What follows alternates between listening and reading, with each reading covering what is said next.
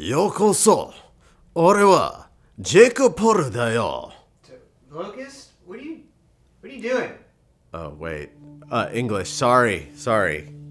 Let's start this. You know, I just watched this video by Harden. I hope I pronounced his name correctly. He made some really salient points, and I'll link his video in the description. Basic gist of the video is that due to the fact that Ichiban is so forgiving, even when faced with some of the most egregious betrayals, he just shrugs it off, moves on with his life. That isn't exactly conducive for character development or growth. And you know what? On almost every single account in the realm of storytelling, he is absolutely correct. Most protagonists would harden, such as Kiryu, grow bitter, spend entire arcs wrestling with the trauma, Kiryu, or plotting revenge. However, if you click this video and saw the thumbnail, you probably know that you're about to be hit with some sort of curveball of a perspective I'm about to lay down. Ichiban's archetype is that of enlightenment, or perhaps the path to it. What's up? I'm Locust, Zen practitioner, and this sadistic mystic is about to butter your biscuit, and you're not going to want to miss it. Before we get this video going, hit that like, hit that sub, and ring that bell for notifications so this party never has to end. Anyways, by the time this video is out, or maybe beforehand, the Yakuza Like a Dragon Infinite Wealth Platinum review is up, and if it's not, we'll link it in the cards retroactively. So go check it out. It's a real mixed bag if I'm being completely honest. Look, I'm gonna put this out there plain and simple. I didn't start making these philosophical deep dive videos to stroke my own ego and act like I'm some enlightened guru, though the ego gets a little tickle here and there, but you know, I'm human-ish. Huh? You don't say. You got something to say, Racer X? Go on, Locust. You got something to say to me? Say it to my face. Go on, Locust. Okay, you actually are in my face right now, so good job. I do this because video games can absolutely be a colossal waste of time. Check the Infinite Wealth Platinum review for that. Especially if you just zone out and grind for hundreds of hours chasing dopamine. But when you approach them with your eyes open, or consciously, when you let the stories, the characters, the symbols sink in, they can become something way more powerful. And they can, quite frankly, be keys. Keys to self-betterment, keys to seeing your own patterns, your own ego reinforcements, your own unnecessary striving. And hey, while you're at it, just come join the Discord if you want to connect with like-minded individuals. Fair warning, we're kind of edgy on there. The link's in the bio. So now you're probably asking, Locust, how the hell do you get from forgiving Yakuza protagonist to enlightened being? Easy. Bears. And no, I'm not talking about you, the viewer, or the sort that you find in West Hollywood or any other rainbow-coated district, or the one Sajima punched in the Yakuza 5. I'm talking about the more wholesome bear. A fictional bear. I'm talking about the HNIC of the 100 Acre Wood. I finally read Benjamin Hoff's The Tao of Pooh. The book basically uses Pooh Bear as an allegory to describe the way of the Tao, or Taoism. Now, in the book, Hoff makes a point. Pooh doesn't plot, he doesn't overthink, he doesn't carry resentment, he just lives, helping his friends, humming his songs, enjoying his honey, and somehow, everything just so happens to fall into place. And I thought to myself, does this archetype exist in the realm of video games? And I didn't have to think long before it reminded me of a character that we all seem to know and love. And that's right, we are talking about our beloved boy, Kasuga Ichiban. Now, in the Tao of Pooh, Hoff uses Winnie the Pooh, that honey-obsessed bear of very little brain, to unpack real ancient Taoist wisdom. And look, no shade to Pooh, but existing in the 100 Acre Wood seems a hell of a lot easier than surviving in the streets of Kamurocho, scraping by in Yokohama, which is honestly pretty chill, or dealing with the hidden chaos of Waikiki. Yet Ichiban does it. Orphaned, framed, locked up for 18 years, shot point blank by the man he called a father, betrayed over and over, and still he moves through the world like Pooh, through the forest. Open, simple, and unbroken in spirit. And that right there, that's where the real depth lives. What is known as the Uncarved Block. Now, this is not some fluffy metaphor Hoff cooked up to make Pooh sound profound. This is ancient, straight from the Tao Te Ching, a a text that's been guiding people for over 2,000 years. I want you to imagine a solid block of wood, rough, untouched, never carved by human hands. It's not a chariot, nor a table, nor a weapon. It's just wood. Pure, whole, full of every possibility at once. And that's Pooh, the uncarved block. The moment you start carving it, trying to force it into some specific shape, make it useful, make it impressive, make it whatever society expects, you lose something essential. You limit it. You chip away at its original power. Taoism says the highest state of being is to return to that uncarved simplicity. No ego, no pretense, no accumulated scars dictating how you move through the world. And Hoff looks at Pooh and says, this bear, he is the uncarved block in living, breathing, fictional form, humming around the 100-acre wood. Now, do you have a hard time wrapping your mind around something so simple? Well, that is just your ego complicating things that do not need to be complicated. You see, in the book, Pooh is very simple-minded. Not dumb, not naive, but the highest form of wisdom. Pooh doesn't complicate shit. He doesn't let the world carve him down into something bitter or calculating. He stays open, flexible, and true to his nature. He flows. Now, look at Ichiban. The game kicks off with him at 23 years old, rotting in prison for 18 goddamn years for a crime he did not even commit. Now, quick astrology detour, because why not? 23 is your 12th house perfection year, one of the roughest stretches of life. And what's the 12th house rule? Isolation, confinement, and, drumroll please, prison. Now, I doubt the writers were charting his annual perfection years, but damn if archetypes don't bleed into stories like that. Unconscious or not. Pretty wild, right? Anyway, back on track. Get this. It takes the human body about 10 years to fully regenerate its bones. In the timeline from Yakuza 7 to 8 alone, post-prison hell, Ichiban's taken enough beatings to regrow a full skeleton twice. That's the quarter average lifespan in pure physical and emotional trauma, my friends. Shot point blank in the chest by the father figure he worshipped, manipulated, lied to, robbed blind, spied on, betrayed over and over and over and over. And every single time, he refuses to let it carve him. He does not turn into the pain-fueled machine like Kiryu, stoic, burdened, dragging chains of regret. He doesn't sour into cynicism. He doesn't throw up walls or plot bloody revenge. None of that. You know what he does? He forgives. Not out of weakness, not because he's some forgetful idiot, because he is choosing to stay uncarved. His heart stays wide open. His spirit remains whole and unbroken. He keeps seeing the raw potential in people and the infinite possibilities in that untouched block of wood right before the first cut. That is not a flaw in his arc. That is not no growth. That is the deepest goddamn growth imaginable. Returning to your original pure nature, flowing in harmony with the Tao. And that's precisely what sets Ichiban apart, makes him feel so alive, so revolutionary in a franchise packed with hardened killers, lugging decades of scars. He's not grinding his way towards enlightenment. The man's already living it, and through every betrayal, every bullet, he is showing us the way back. Now, in Eastern mysticism, every symbol, the dragons, the koi, the pearls, point to one truth, the path to enlightenment. They depict all the mind-made adversity, the delusions that convince you that you're separate from your true nature. Because the secret is, you are already enlightenment. And yes, I worded that correctly. You have just been carved away from it. Look at the tattoos on these men's backs, and it's obvious they weren't picked at random. Kiryu bears the full silver dragon, ascending, powerful, clutching the flaming pearl of wisdom. In mysticism, that completed dragon represents the awakened mind, ego dissolved, delusions shattered, pure wisdom realized. He becomes the Dragon of Dojima, the legend.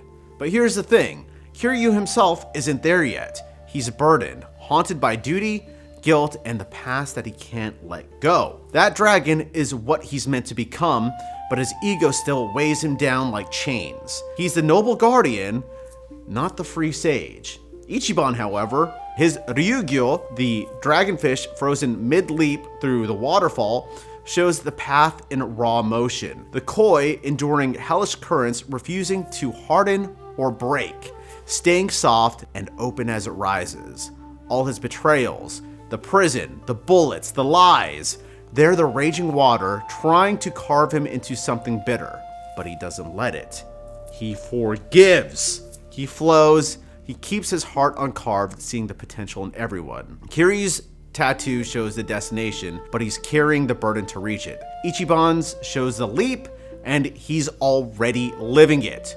One is striving towards enlightenment, heavy with the past, while the other is returning to it, light as Pooh humming through the 100-acre woods. The tattoos are intimations of the archetypes these characters embody. Now I keep throwing around the word ego, and I get it, for a lot of you, this might be your first dip into Eastern mysticism, or even your first time on this channel. So let's pause and define this term properly, because it's central to everything we're talking about. In the West, when somebody says, "Man, that guy's got a huge ego," they usually mean he's arrogant, full of himself, thinks he's better than everyone else, cocky, conceited, yada yada yada. Eastern mysticism sees it completely different. The ego isn't something you can inflate or shrink like a balloon. It's not good or bad. It is inevitable. It's the structure that lets pure consciousness, call it God, source, the universe, whatever name you vibe with, experience this 3D reality through a human lens. And my personal take, it's the interface, the avatar skin we wear so the infinite can play the finite game. Why only humans get this elaborate version, hell if I know. That's above my pay grade. Perhaps it pertains to the level of consciousness that the soul is allowing itself to experience. But here's the key. The ego is everything that makes you feel separate. It is the story that you tell yourself about who you are. Your body, your personality, your thoughts, your emotions, the trauma that shaped you, the triumphs that defined you, your job, your politics, your sexuality, your likes, dislikes, fears, desires, all of it, just labels. Masks stacked on masks. The ego is the collection of all those labels. It's what creates the illusion of a separate me apart from everything else. Strip that all away, and what's left? Pure consciousness, my G. You are that. I am that. That tree outside is that. That asshole that cut you off in traffic? Racer X, I'm looking at you. That too. That's me. Unity consciousness. No separation. Just pure I am. Now I could derail this whole video and dive into non-local consciousness, quantum weirdness and all that, but we'll save it. Point is, nobody has a quote-unquote big ego or a quote-unquote small ego in the mystical sense. What people call a big ego is just a heavily reinforced one. Fortified walls, layers of story piled so thick that the light of pure awareness barely leaks through. Now, Kiryu, for example, his ego is reinforced to hell and back. Duty, honor, guilt, the weight of every life he's touched or failed. The dragon on his back is the dream of transcendence, but he's still carrying those chains. Ichiban, however, at least at the time of writing this, his walls never went up. Betrayals hit him like hammers, and instead of building armor, he stays open, vulnerable, uncarved. He does not reinforce the story of, poor me, or they did me wrong. He lets the blows pass through, forgives, flows forward, because on some instinctive level, he remembers. He's not the story. He's the awareness watching it unfold. And that's why he feels so damn free. And that freedom, it's most obvious when you look dead on at the betrayals, because holy shit, Ichiban gets betrayed more times than most protagonists get punched in the face. Every single time, instead of hardening, instead of letting that knife carve a permanent scar on his soul, he forgives and often goes a step further. he reaches out and tries to help the very people that stabbed him in the back. Now let's run through the greatest hits, because the list is long and brutal.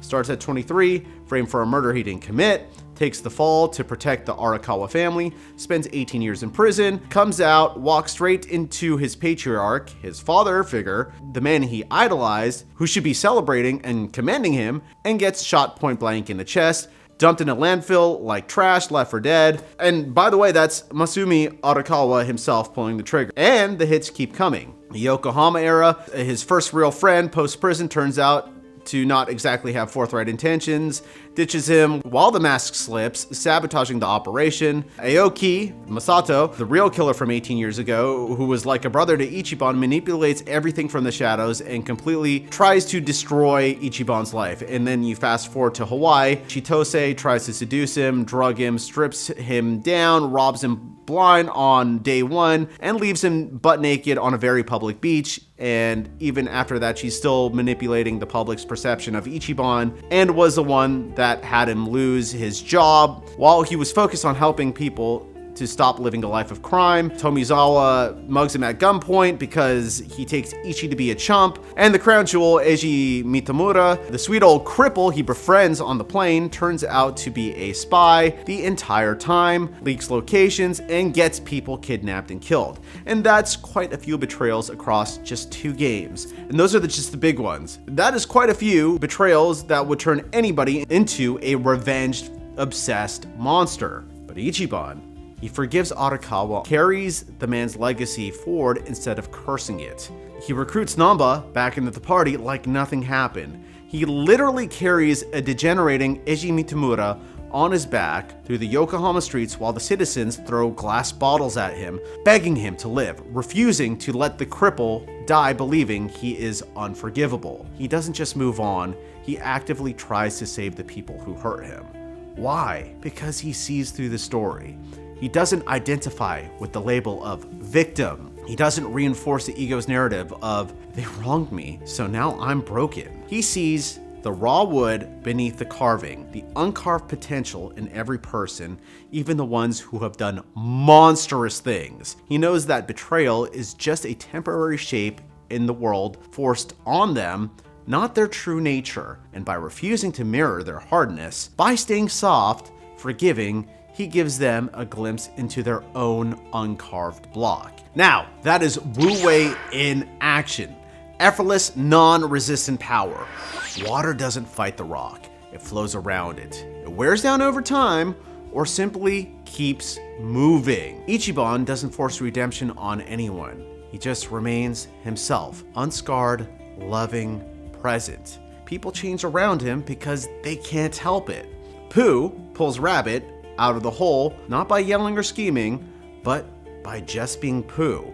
Ichiban pulls his betrayers out of their own darkness the same way. He doesn't save them to prove that he's better. He doesn't forgive to look noble. He does it because that is what an uncarved heart does naturally. To understand the divinity in yourself is to understand the divinity in others. And in a series built on cycles of violence, revenge, and regret, that makes him not just refreshing, it makes him revolutionary. I know, another Chinese term, but stick with me. This one's a secret sauce behind why Ichiban's forgiveness does not feel passive or weak. It feels like unstoppable power. Wu Wei literally translates into non-action, or effortless action. But don't let that fool you. It doesn't mean sitting on your ass and doing nothing. It means acting without forcing, moving without friction, flowing like water instead of smashing like a hammer. Hoff explains it perfectly in the Tao of Pooh. Things just happen the right way, at the right time, when you stop trying to control everything, when you work with circumstances instead of screaming, "This isn't how it's supposed to go!" and muscling it into something else. Pooh doesn't plan elaborate rescues. He does not overthink. When Eeyore loses his tail, Pooh doesn't launch a committee or draw up blueprints. He just wanders around, stays present, and boom. Finds a tail being used as a bell pull. Problem solved effortlessly. When Piglet gets trapped in the flood, Pooh doesn't stress or force a heroic dive. He floats on his back, hums a little tune, and ends up saving everyone by accident because he is in harmony with the flow. That is Wu Wei. Action without ego-driven striving. Power without tension. Now, bring it back to Ichiban. Every betrayal we just listed, those characters are rocks in the river. Obstacles the world throws you to knock you off course. Most people, and most protagonists, meet them head on. They fight, they resist, they build muscle and armor and rage to force their way through. Kiryu's whole life is Wu Wei's opposite. Constant striving, constant burden, constant doing to hold everything together. As Ichiban, he just flows. He doesn't force people to change. He doesn't manipulate or threaten or guilt trip his betrayers into redemption. He doesn't even demand apologies half the time. He just stays true to himself, open, kind, and present. And the current shifts around him. Namba ditches him. Ichiban doesn't chase or curse. He keeps moving. Later, when Namba needs him, Ichiban welcomes him back without a lecture. Arakawa shoots him. Ichiban doesn't plot revenge. He seeks understanding. And when the truth comes out, he honors the man's memory anyways. Eiji spends a whole game spying, lying, leaking secrets that get people killed. When Eiji's deteriorating in his dark place alone, Ichiban says, "You don't deserve this." He carries him through the streets, begging him to hold on, telling him he's not beyond saving. That's not strategy. It's not calculated forgiveness to look good. That is Wu Wei. Ichiban acts from his uncarved nature without attachment to the outcome. He helps because helping is what naturally flows from who he is. And because there's no ego forcing the issue, no "I must fix this" desperation, people feel it. They soften, they change. Not because he pushed them, but because he didn't resist the flow of what could be. Water doesn't argue with the boulder, it goes around. Over time, it reshapes the entire damn landscape. Ichiban doesn't break the cycle of violence in the Yakuza world by being stronger or smarter or ruthless. He breaks it by refusing to add to the friction, by doing less of the wrong thing, less clinging, less resentment, less ego reinforcement, and more of the natural thing, seeing people as what they could be, not as they were in their worst moment. That's effortless action of a man that's already in harmony with the Tao. And that's why, when everybody else is exhausted from fighting the current, Ichiban looks like he's barely trying and still ends up carrying the whole party forward. Now let's be real for a second. Ichiban ain't perfect, and stories need conflict. He stumbles, and you know exactly when that happens, when he gets too deep into his own head, letting the ego chatter take over. That's where you get the real conflict baked right into his archetype, by the way. Endless story potential from that alone. Take the psycho romance in Infinite Wealth. Guy's head over heels, but what does he do? Ask for dating advice from his crew of chronically single dudes and bitter divorcees. Namba, Adachi, the whole squad, and he overthinks it like a goddamn pretzel. And the kicker, the silver bullet, comes from the one man with the most labyrinth of an ego, and that's Kiryu. The old dragon drops, "I just proposed to my fiance by saying I love you." Boom. Simple as dirt. Pure, uncarved truth. And Ichiban tries it, and lo and behold, it works. But then, of course, he complicates the shit out of it with Psycho with those stupid fucking shirts. But damn, that is perfect yin-yang right there. Kiryu's heavy striving yang meets Ichiban's natural flowing yin. They balance each other. Now here's the Zen kicker. True mastery is disidentifying with the mind altogether. You see through the bullshit chatter, realize it was never in control, and snap into oneness with everything. No separation, just flow. Unity consciousness. Not everything pans out for Ichiban. Would have been nice if he locked down that bond with Aoki or Arakawa around longer. But when you drop into the moment, accepting things as they are, he doesn't dwell on the what ifs or wallow in loss. He carries their lessons forward, lives them, becomes their goddamn legacy. That's not failure. That is the Tao in action. Letting go without force, honoring what was without chains. And that's the real revolution it brings to the Like a Dragon series. And maybe to us. For 6 games, we follow Kiryu, the tragic dragon burdened by ego, duty, and the unbreakable past. And quite frankly, it's a beautiful story. And it is heavy as hell. A man striving towards peace of mind, but forever weighed down by the chains he refuses to drop. Then Ichiban shows up. Goofy, emotional, Dragon Quest obsessed, forgiving to a fault, and flips the entire script. He doesn't win by being the toughest or the smartest. He wins by being the softest, the most open, the least carved. In a world that teaches us to armor up after every hurt, to carry grudges like badges of honor, Ichiban, and Pooh before him, remind us of something radical. Real strength isn't adding more scars and stories until you're untouchable. It's having the courage to stay uncarved, to let the blows land and still choose openness, to flow instead of force. Hattie Mertz was right in one sense. Ichiban doesn't develop like a traditional protagonist. He doesn't harden and he doesn't darken, but that's the point. He doesn't need to. He's showing us that the deepest growth isn't becoming more complex. It's returning to the simple, effortless, uncarved heart we all had before our egos started teaching us to protect it. So yeah, Kasuga Ichiban isn't a writing flaw. He's one of the most profound protagonists gaming has ever given us. A tattooed, turn-based, honey-loving Taoist sage in a suit. And if that perspective shift hit you even a little bit, then Pooh, Hoff, and Ichiban did their job. Anyways, that's it for today's video. So I got a question for you guys that you can leave in the comments if you so dare to. Have any of you been hit with such a hard-hitting betrayal that completely shattered your worldview? Or maybe one you just shrugged off? And did Kasuga Ichiban teach you anything about how to interface with life as a whole? If you haven't already, hit me with that like, that subscribe, and ring that bell for more notifications. It helps with the algorithm. I'm Locust. It's been real, and I'll catch you real soon. Bye-bye.